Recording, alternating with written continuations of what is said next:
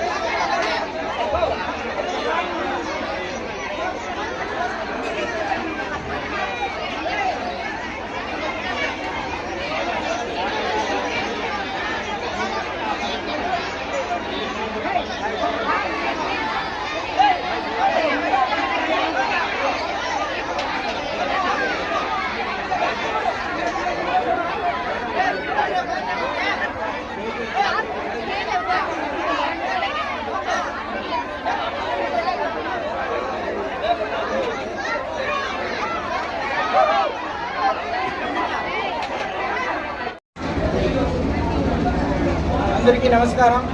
శ్రీ శ్రీ తిరుపతి గంగమ్మ దేవస్థానం BC colony Ganta ఊరిలో ప్రతి ఒక్క సంవత్సరం మారియమ్మ అమ్మవారిని ఊరేగింపు ఎత్తుతా ఉన్నాము. ఈ సంవత్సరము మారియమ్మని ఈరోజు ఊరేగింపు స్టార్ట్ చేసినాము. ఈరోజు శుక్రవారము అమావాస్య గడిలో మారియమ్మ తల్లిని ఊరేగింపు జరిపిస్తాము. ప్రతి ఒక్క నెల అమ్మవారిని మారియమ్మ తల్లిని ఇక్కడ పెట్టి ఊంజల్ సేవ చేపిస్తాము. సంవత్సరానికి ఒకసారి ఆ మారియమ్మ తల్లిని ఊంజల్ సేవ మారియమ్మ తల్లిని మనం పురవీధుల నుంచి గంటా ఊరు మొత్తం అమ్మని రౌండ్ చేయించుకొని మళ్ళా ఈడికి వచ్చి చేర్చింది. ప్రతి ఒక్క భక్తులు అమ్మవారి దగ్గర కోరికలు కోరుకుంటే ప్రతి ఒక్క భక్తులకు వాళ్ళ కోరికలు తీరుతుంది అనేసి మేము గంగమ్మ గుడి కమిటీ తరఫున తెలుస్తున్నాం. ప్రతి ఒక్క భక్తులు వచ్చి అమ్మవారు ఆశీర్వాదం తీసుకొని కాయి కర్పూరం ఇచ్చి ఆశీర్వాదం తీసుకొని 5-6 ఉండాల్సిందిగా ఆలయ కమిటీ తరఫున కోరుతున్నాం.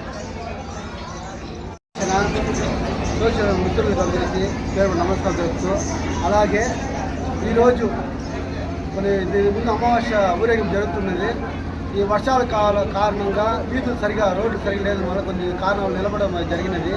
మళ్ళీ ఈ సంవత్సరం 1 ఏప్రిల్ ప్రతి సంవత్సరం ఏప్రిల్ తేదీ ప్రతి సంవత్సరం ఇదే మాదిరి అమ్మవారి ఉత్సవం విగ్రహం మన వీధిలో తిప్పడం జరుగుతుంది. విద్యుత్ దీపాలతో పూల అలంకరణలతో అలాగే మంచి అమ్మవారి ఊరేగింపు జరుగుతుంది. ఉండే గంటారు ప్రజలు అలాగే పల్లెటూరు ప్రజలందరూ అమ్మవారి కృపతో ఆరోగ్యాలు ఉండాలని, అలాగే ఈ సంవత్సరం వర్షాలు బాగా కురవాలనేసి అమ్మవారిని వేడుకుంటూ మా కమిటీ తరఫున అందరికీ ఈ ఉత్సవం అందరూ పాల్గొనేందుకు చాలా సంతోషపడుతూ ధన్యవాదాలు.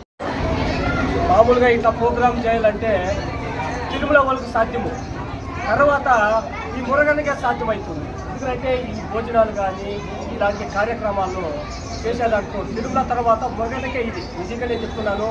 ఇది ఆసామాస మాట కాదు. ఇంతమంది భోజనాలు కానీ ఇలాంటి ఊరేగింపులు కానీ చేయడము ఇది మురగనికే సాధ్యము. మురగనికి మన వాళ్ళకి అందరూ సహకారాలు అందిస్తే ఆయన ఇంకా భారీ స్థాయిలో ఇలాంటి కార్యక్రమాలు చేస్తారు.